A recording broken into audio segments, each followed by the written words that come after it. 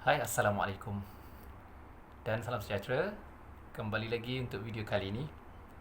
Kita akan throwback ke 20 tahun lebih yang lepas, waktu SS masih belajar di sekolah kebangsaan. Oh, kau sekolah anak kau tak hantar sekolah pula Okey, kita akan cerita pasal ni, pasal sekolah ni. Okey, kenapa SS tak hantar anak-anak ke sekolah, dan sedangkan SS dulu bersekolah, kan? Sebenarnya sejak 2015, bila tular viral pasal SS tak hantar anak ke sekolah tu, memang ramai yang bertanyakan soalan ni dengan penuh emosi sekali. Dulu mak bapak kau hantar kau sekolah, kan? Asal kau tak hantar anak kau sekolah? Kan? Itu soalan popular yang sampai hari ni pun SS masih terima lagi. Okey. Tapi sebelum tu, hari ni kopi kita bukan kopi Adabi, kopi Essenso. Bismillah. Masya Allah. Okey, SS kongsi dengan korang. Nak terima, tak terima, setuju, tak setuju, itu tidak akan mengubah apa-apa, melainkan apa-apa yang telah Allah tulis di atas sana. Okey, macam ni. Korang pun tahu, saya dah cerita dalam video-video yang lepas, mak SS ustazah. Dia orang yang belajar sampai tingkatan 3 je. Orang dulu kan, mak ayah kita, nenek kita, atuk kita memang tak sekolah tinggi kebanyakannya, kan. Orang kampung, hidup susah, sekolah pun tak banyak dulu. Ayah SS pun sampai, kalau tak silap, SS darjah 5 saja belajar.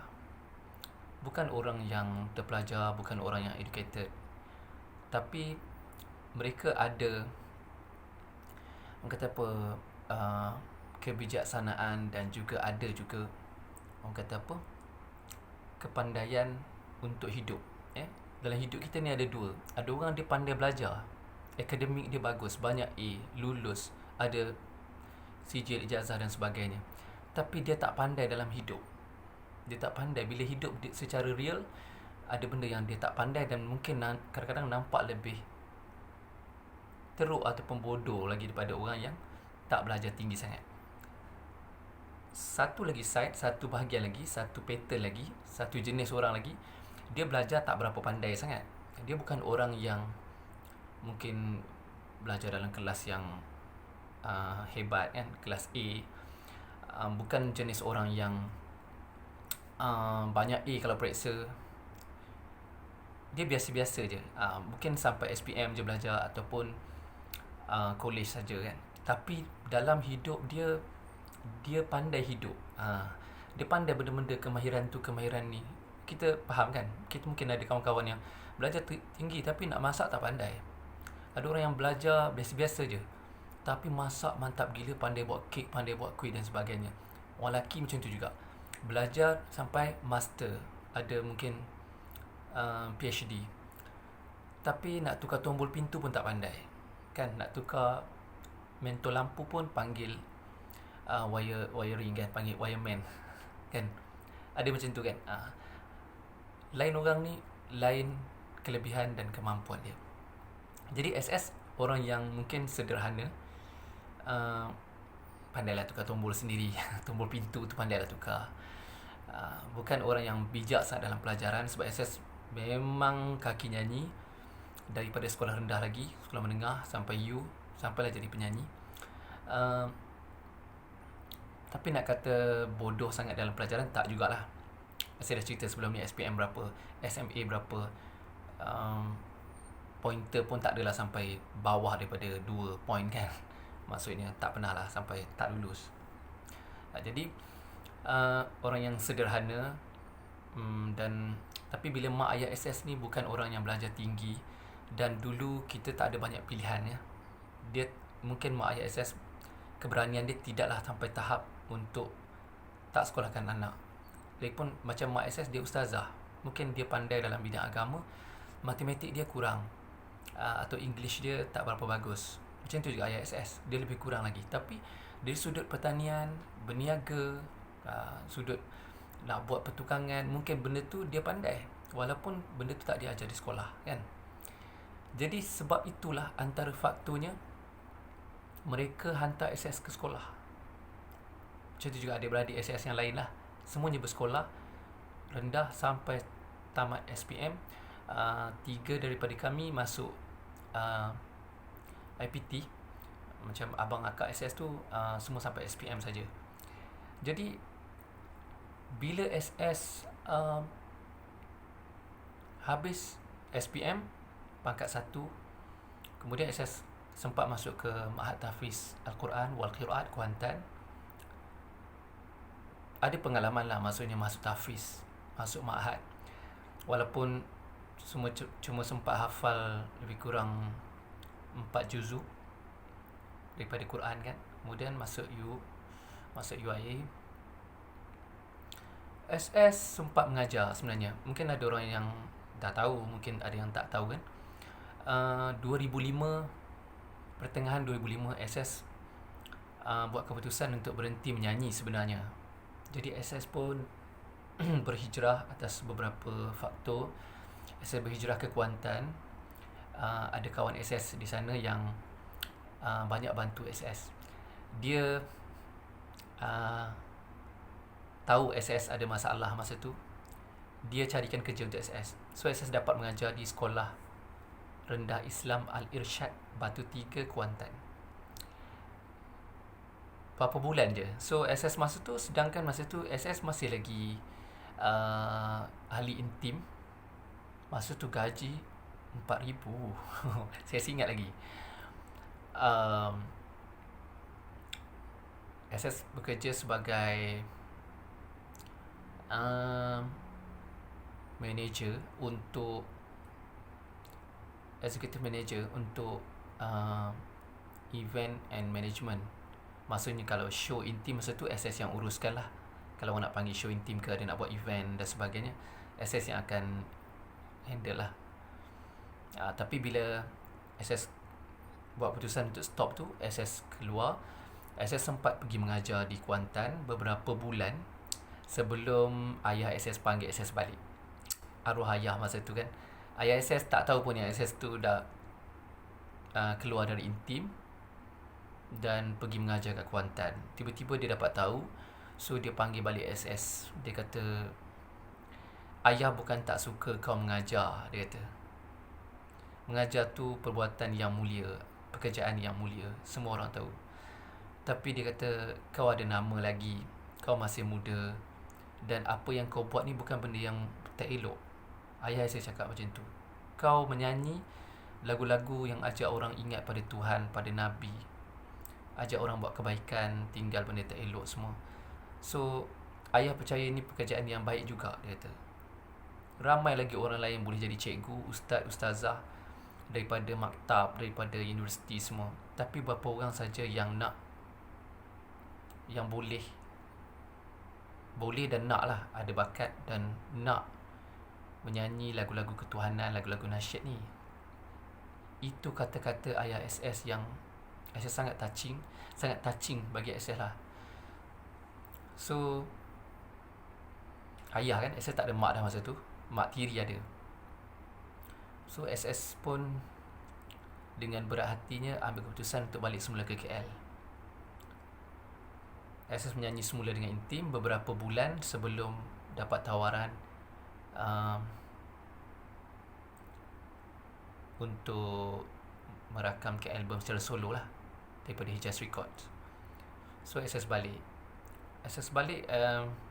Padahal masa tu SS memang dah enjoy dah mengajar tu. SS memang suka mengajar sebab arwah mak SS pun seorang ustazah. Kakak SS ada 2 orang yang pernah menjadi ustazah, jadi cikgu. Adik SS pun ustazah sampai sekarang mengajar. Jadi darah cikgu, darah guru, darah pengajar ni, pendidik ni semua memang ada dalam kata apa, salur galur keturunan kami kan.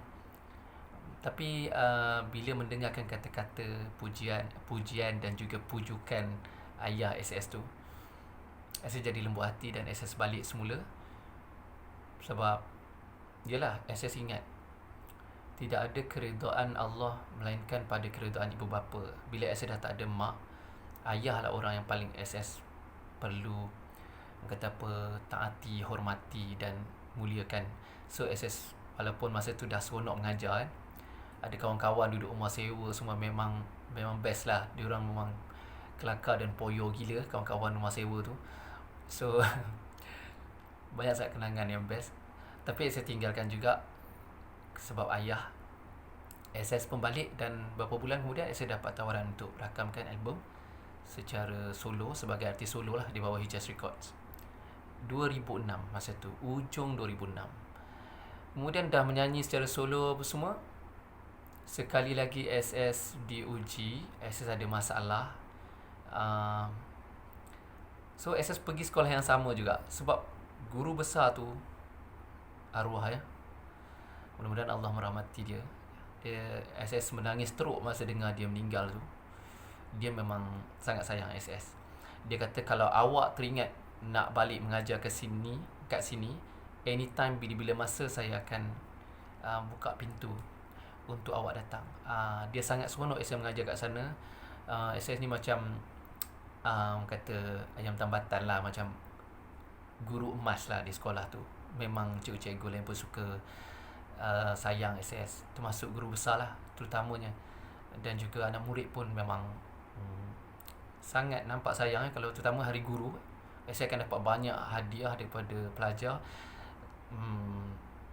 Pernah sekali tu saya terpaksa angkut hadiah-hadiah tu 2 kali tau.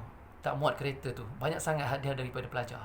Sampai cikgu-cikgu lain jadi macam jealous lah. Dia kata, oi kalau macam ni aku pun nak jadi artis jugalah kan. Sebab bila hari guru dapat banyak sangat hadiah kan. Dia orang guru-gurau lah. Cikgu-cikgu semua baik-baik, sangat supportive, sangat respect SS. So tu tinggal kenangan lah. Kemudian 2007 bila SS ada sekali lagi Allah uji SS kan, sampai SS terpaksa jual kereta dan ambil keputusan untuk mengajar lah. Nak mengajar di Kuantan, sekolah yang sama. Sebab guru besar dah pernah offer macam tu kan, bila-bila nak mengajar lagi datang sini. So SS pun pergi dan mereka terima lagi SS. Walaupun kalau kita ni dah berhenti mengajar kan, biasanya blacklist lah kan. Tapi tak, mereka terima SS adanya. Dan SS sempat mengajar berapa bulan je masa tu. Sebab jodoh saya dah sampai 2007 bulan 4, 5 macam tu. SS mula berhubung sebenarnya dengan Ina Naim. Saya dah kenal dia sebelum pergi ke Kuantan tu. So kami kenal lebih kurang 2 bulan macam tu kan. Bila kenal, SS pun masa tu dah umur 27. Ayah SS pun bila balik cuti, asyik tanya bila nak kahwin kan. Kewel, awet, berkawan tu dah banyak dah. Tapi tak jadi. Mungkin lebih 10 orang perempuan yang SS kahwin dengan niat nak, yang SS kawan dengan niat nak berkahwin dengan dia. Tapi itulah, bukan jodoh orang kata itu bukan jodoh. Sehinggalah saya kahwin dengan Kak Ina Naim pada 12 Ogos. Kawan 2 bulan, tunang 2 bulan, kemudian nikah pada 12 Ogos 2007. Dan alhamdulillah ada 4 orang anak. Jadi bila SS kahwin, SS balik semula ke KL. Terpaksa ya, sebab masa tu banyak sangat job, show, shooting, dan banyak tawaran lain. Dan Kak Ina pun masih di KL masa tu, Ina Naim. So SS balik dan duduk dengan dia di Damansara. Jadi kami pun selepas setahun berkahwin, alhamdulillah Allah bagi seorang zuriat, Ahmad Hadi Al-Fardi. Sekarang dah 12 tahun. SS mengajar semula. Selepas berapa tahun SS tahu nyanyi ni takkan boleh kekal ya. Kalau sebab kita tak boleh fokus betul nak menyanyi saja kan. Kita kena ada, orang kata apa, income sampingan. SS fikir untuk buat sesuatu yang ada pendapatan, kata apa, yang tetap kan. So saya ambil keputusan untuk mengajar semula di sekolah petang saja, kafar. Tapi kena bagi komitmen lah bila mengajar kan. Maknanya show hanya pada hujung minggu saja. Hari biasa saya mengajar. Malam saya buat kelas Al-Quran di rumah. So sampailah 2012 tu, saya dapat anak yang ketiga. Memang tak cukup lah. Bayangkan kalau satu show mungkin satu malam kita boleh dapat 2,000-3,000 kan satu show. Tapi kalau kita mengajar, paling kurang pun kita boleh dapat mungkin 1,000 kan. Dengan allowance itu ini sebagainya, kita takkan dapat lebih daripada apa yang kita kerja tu. Kan dalam sebulan mungkin kita mengajar 20 hari, 26 hari. 22 hari kan, contoh. Tolak hari cuti lah. Jadi kita takkan dapat lebih. Tapi kalau kita pergi menyanyi, kadang-kadang satu show dah boleh makan untuk satu bulan kan. Bila ada 2 show, tu bonus lah. 3-4 show, maknanya kita akan ada banyak lagi saving. Tapi benda tu tak fix. Kalau mengajar ni walaupun dia sikit, dia tetap ada pro dan kontra dia. So bila SS mengajar, SS tahu macam mana keadaan budak-budak remaja yang ada di sekitar Damansara tu, yang SS mengajar lah. SS pernah mengajar di Gombak juga, pernah mengajar di Damansara. So SS tahu, sorry to say, kalau SS katakan betapa rosaknya anak-anak, khususnya yang tinggal di sekitar Lembah Kelang lah. Bukan semua tapi bila kita ada anak, nanti kalau korang dah ada anak, korang akan mungkin akan terfikir apa yang saya cakap ni. Maksudnya SS pergi CC, cyber cafe. Kadang-kadang SS buat kerja sebab SS orang yang tak ada komputer, tak pernah ada laptop. So bila SS pergi CC, SS tengok budak-budak pukul 8 pagi, budak-budak sekolah. Mungkin orang dewasa ada 2-3 orang je. Yang lain tu budak-budak sekolah yang pakai seluar sekolah, tapi baju t-shirt, beg sekolah ada kat bawah, pakai kasut sekolah. Maksudnya apa? Mereka tidak pergi sekolah pun. Dia bermain game, tengok benda-benda yang bukan-bukan kan dekat CC tu. Sehingga bila sampai waktu orang balik sekolah, dia orang balik. Kita nak tegur anak orang kan. Dan kita bukan polis ataupun pemilik CC tu apa semua. Saya pernah tegur sebenarnya. Sebab saya tak suka tengok keadaan tu. Budak-budak sekolah rendah lagi, bukan sekolah menengah. Sekolah menengah of course lah lagi ada. Jadi saya rasa kalaulah anak aku ni besar, pergi sekolah, aku rasa dia pergi sekolah, rupanya dia pergi melepak dekat CC, main game dan sebagainya. Kita bagi duit lah dia kan, mungkin RM5, RM10. Rupanya habis untuk main game, untuk bayar duit dekat CC saja. Tak sampai ke sekolah pun kan. Kita yang bekerja cari duit siang malam pagi petang ni, duk anggap anak kita pergi sekolah belajar. Jadi saya tengok benda tu hari demi hari, minggu demi minggu. Saya kata, aku tak akan bagi anak aku sekolah dekat sekolah-sekolah yang biasa macam ni. Itu yang SS niatkan pertama kali SS tengok keadaan tu. Diorang bukan main game saja. Sebahagiannya tengok, buka web-web lucah ni, porno-porno ni. Budak-budak sekolah rendah tahu tak. Dan percakapan diorang, sorry kalau benda ni tak sopan, tapi saya nak sebut dengan jelas. Babi, setan dan alat-alat kelamin tu benda biasa untuk dicarutkan. SS memang bukan orang yang baik dan tak sepanjang masa cakap benda yang sopan dan elok juga kan. Kita manusia biasa, memang semua orang buat silap. Tapi itu bukan satu keadaan ataupun kata-kata yang SS suka dengar. Apa lagi kalau nak dengar daripada mulut anak-anak SS. So ada beberapa faktor dah. Bila tengah hari SS balik, nak pergi solat zuhur, nak pergi maghrib, nak pergi masjid kan, maghrib ke ataupun tengah hari. Tengah hari budak yang balik sekolah pagi. Sebelum maghrib tu mungkin asar, budak yang balik sekolah petang. Sekolah menengah, puntung-puntung rokok dekat jari. Wallahi benda yang saya cakap ni benda yang real. Buat apa nak bawa cerita kan. Kalau di tempat korang mungkin tak ada begitu. Tapi saya biasa tengok keadaan tu. Saya naik bukit nak pergi ke masjid tu, budak-budak dia berjalan 2-3 orang, semua pegang rokok. Pukul cikgu, bocorkan tayar kereta cikgu. Apa lagi? Jual dadah, hisap gam, berzina kat sekolah, dalam store sekolah. Semua tu berita-berita yang keluar di paper. Bukan yang SS sebut untuk nak gambarkan benda yang tak elok saja kan. Korang boleh check, memang ada berita-berita tu. Dan kalau orang yang mengajar di sekolah, cikgu-cikgu mungkin dia tahu masalah-masalah remaja ni, masalah-masalah sosial ni. Malah ada yang lebih teruk lagi daripada tu. Jadi sebagai seorang ayah yang nak kata baik, tak adalah. Siapa yang, mana boleh kita nak kata diri kita baik kan. Tapi SS tak nak benda yang tak elok, yang buruk berlaku pada anak-anak SS. SS tak akan sanggup biar untuk tengok atau dengar anak-anak SS jadi begitu. Itu antara faktor-faktor luaran lah. Faktor-faktor dalaman ada juga. Mungkin tak boleh diceritakan semua. Selain pada SS, kalau kata nak kata, orang kata tak hantar sekolah sebab tak ada duit, berapa benar, berapa sen hantar sekolah tu kan. Bukan kita nak bayar yuran sampai 1,000 sebulan, bukan. Sebab Hadi tu anak sulung SS tu, SS hantar dia tadika swasta, sebulan 200 bayar, tak termasuk makan ya. Yuran saja dekat 200. So bukan masalah duit sebenarnya.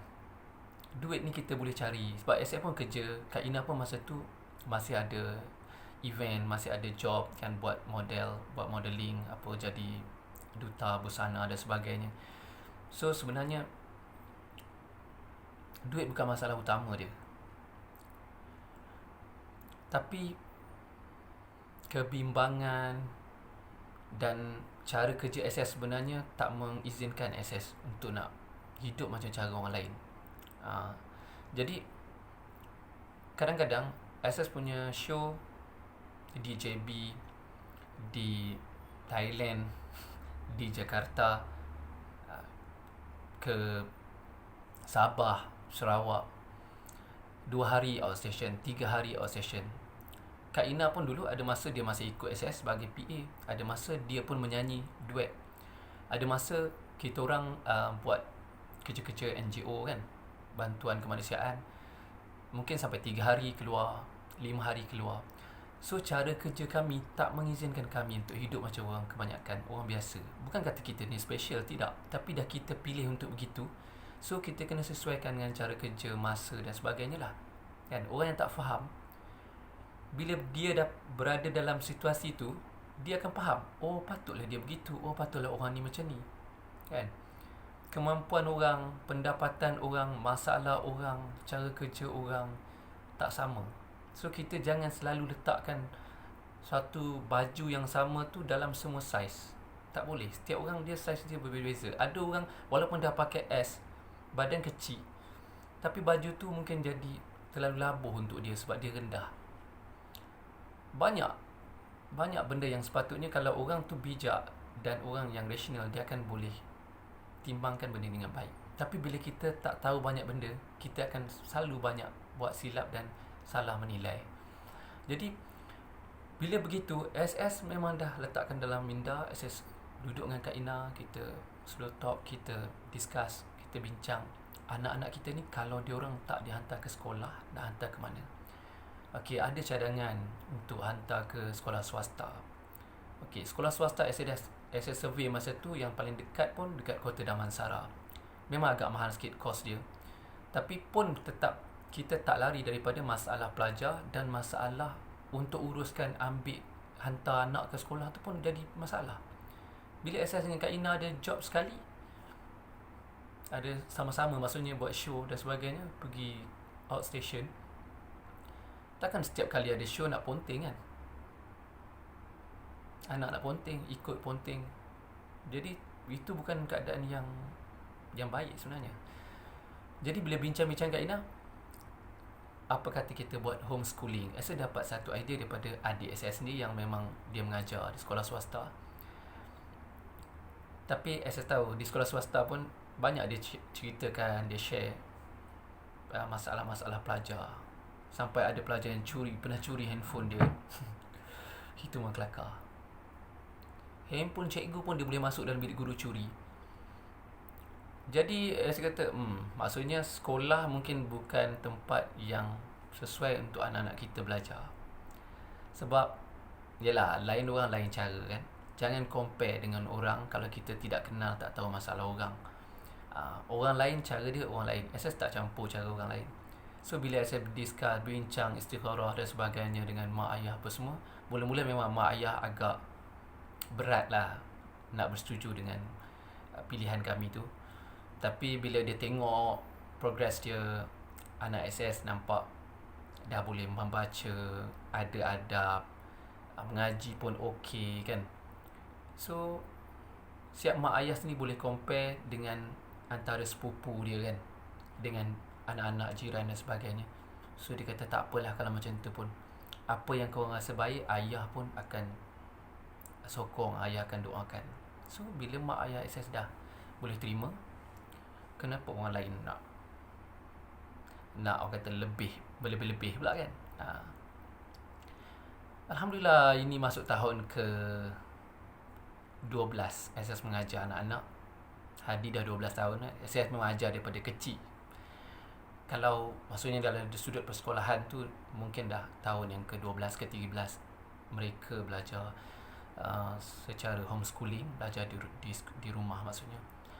So alhamdulillah tak ada masalah apa-apa. 3 daripada diorang ni, maksudnya anak SS 4 orang, dah boleh baca, boleh tulis, boleh mengira, hafal CV. Walaupun orang kata sampai CV 9, dia tak kisahlah. Bukan semua budak sekolah tu pergi hafal semua CV, semuanya pandai, semua bijak kan, betul tak? Kita tak compare sebenarnya. Itu pilihan masing-masing. Sepatutnya kita respect dan doakan yang baik-baik. Kalau kita nak komplain, bimbang nanti anak-anak kita sendiri pun tak bagus mana pun, tak cerdik dan tak hebat pun kan. Bukan semua orang berjaya. SS pun kenal ramai orang belajar sekolah yang hebat berjaya, tapi ramai juga yang tak menjadi. Macam itu juga yang buat homeschooling. Ramai yang berjaya, yang dapat capai target dia pada usia yang muda, 15-16 dah jadi jutawan, saintis, jadi engineer dan sebagainya, jadi hafiz Quran. Tapi mungkin ada juga yang tak menjadi kan. Ini atas kita lah. Dan semua tu tak lari daripada apa yang telah Allah tetapkan. Kita hanya ikhtiar, usaha, doa dan mencuba yang terbaik. Itu saja. Jadi bila SS pernah mengajar, SS pun ada kemampuan sikit dalam bahasa Melayu, bahasa Inggeris, sikit-sikit untuk peringkat rendah. Matematik boleh dan bahasa Arab pun boleh. SS pernah mengaji sampai hari ni pun masih mengaji di rumah. So SS rasa insya-Allah aku boleh mengajar anak-anak sendiri. Dan alhamdulillah, Al-Quran mereka pun dah khatam, dah mula boleh baca hadis. Dan yang paling penting sekali yang selalu SS tekankan, akhlak mereka, adab mereka. Sebab itulah SS bukan saja bersyukur, tapi SS bangga dapat mengajar anak-anak sendiri dengan tangan sendiri, dengan lidah sendiri. Mudah-mudahan itu akan jadi jariah-jariah ilmu-ilmu yang bermanfaat untuk SS bila dah SS tak ada kat dunia nanti. Jadi mak ayah SS bukan orang yang ada kemampuan untuk mengajar, dan tak semua orang kuat untuk nak mendengar kecaman, tohmahan, cacian dan mungkin kata-kata jiran, adik-beradik sendiri kan. Jadi mereka tak buat begitu. Tapi saya percaya kalau mereka ada pada zaman ni, mungkin mak ayah SS pun akan pilih untuk buat homeschooling. Kalau korang rasa apa yang ada pada korang tu terbaik, teruskan.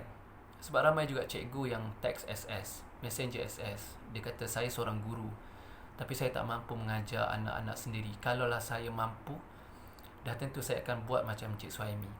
Ramai cikgu yang tulis teks begitu pada SS. Saya tak rasalah SS bagus mana. Tapi maksudnya nak mengajar anak orang, mengajar dengan sebab pekerjaan, sebab dibayar gaji, memang ramai orang boleh buat. Tapi mengajar anak-anak sendiri, kita tak ada gaji, tak ada siapa iktiraf kita, tidak ada orang yang akan kata apa bagi kita allowance dan sebagainya. Tapi kita buat ni dengan rasa tanggungjawab dan tak pernah rasa menyesal, tak pernah mengungkit dan tak pernah pun rasa benda yang SS buat ni merugikan. Itu semua terpulang pada penilaian masing-masing lah kan. Yang penting mereka belajar, mereka dapat pendidikan, itu yang lebih utama lah, dan mereka ada akhlak yang baik. Mungkin ramai orang tanya macam mana dia nak kerja, macam mana dia nak tak ada sijil, dia tak ada kelulusan, macam mana dia iktiraf. Dunia semakin mencabar, teknologi berubah dan sebagainya, zaman perlukan itu, perlukan ini. Bagi SS, ramai je orang yang tak bersekolah, yang tak ada kelulusan, telah berjaya dan kaya. SS dapat tengok banyak dalam hidup SS. SS kenal ramai orang yang begitu. Dan ramai juga orang yang pergi sekolah, ada sijil, ada kelulusan, tapi bukan saja tak kaya dan tak berjaya, malah yang rosak pun ramai. Saya kenal kawan-kawan masa di universiti dulu, ada yang jadi GRO, ada yang jual dadah, ada yang buat benda-benda yang tak sepatutnya. Kalau korang tahu, korang rasa belajar tinggi, ada degree, ada kelulusan, tapi kenapa buat begitu, jadi begitu dan sebagainya. So pada saya sama je, di mana kita belajar, bila-bila pun, setahap mana pun, kalau kita tidak ada integriti, tidak ada iman, tidak ada akhlak, kita tak akan ke mana-mana pun. Untuk dunia mungkin kita dapat, tapi dalam satu sudut lain kita akan rugi sebenarnya. So saya tak harapkan itu. Saya percaya rezeki kita, jodoh kita, tanah kubur kita, amal baik buruk kita, Allah dah tuliskan sejak 120 hari kita ada dalam perut mak kita. So jangan bimbangkan kerja Tuhan, jangan risau tak ada rezeki dan tak ada kerja dan sebagainya. Kalau kita jaga Allah, kita jadi orang yang ada tanggungjawab, cari kerja, nak bekerja, tak memilih, sabar, rajin dan sebagainya, insya-Allah ada sijil ke ataupun tak ada sijil pun, kita akan ada rezeki untuk kita, insya-Allah. Itu yang saya percaya dan pegang. So panjang juga video kali ni. Mudah-mudahan itu dapat membuka sedikit minda cara kita berfikir dan terus belajar bersangka baik dan memahami erti hidup ni. Saya minta maaf kalau terkhilaf atau tersalah. Terima kasih kerana sudi menonton, dan belajarlah bersangka baik dan buat yang baik-baik, doakan yang baik-baik. InsyaAllah kebaikanlah yang akan datang dalam hidup dan mati kita. Amin. Terima kasih sekali lagi kerana menonton. Bagi yang belum subscribe, jangan lupa subscribe channel ni. Jumpa lagi dalam video-video yang akan datang, InsyaAllah. Assalamualaikum.